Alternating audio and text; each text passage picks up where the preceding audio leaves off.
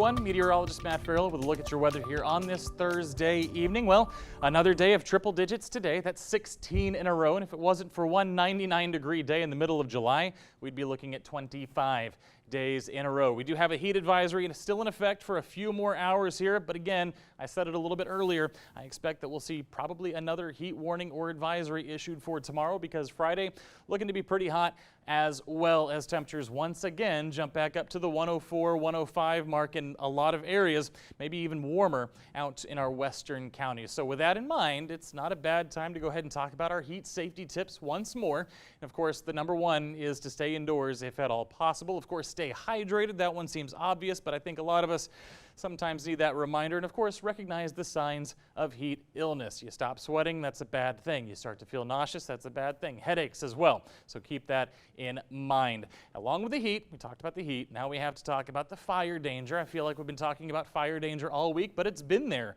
all week. Red flag warning still in effect for most of our central Texas counties, especially along and west of I-35.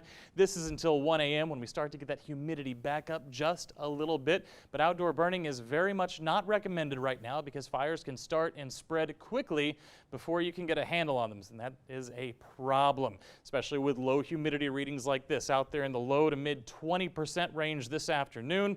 Tomorrow, not looking a lot better. Obviously, we'll be a little more humid overnight, but then by the time we reach tomorrow afternoon, under 30% again, mid 20s in most spots across central Texas. So another dry day across central Texas tomorrow. And again, winds carry embers, and that's a bad problem when you have gusts up to 30 miles per hour in the overnight hours and really staying right around 20 miles an hour by tomorrow morning. And then even in the afternoon, winds will still be in that 10 to 15 mile an hour range. Any breeze can be a problem in these types of conditions, especially when we're dealing with this dry vegetation, drought conditions worsening across central Texas.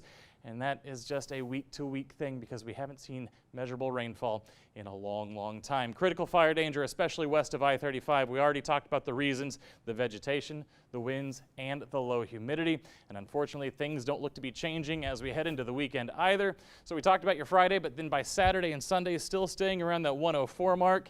And we're going to be right there to begin next week as well.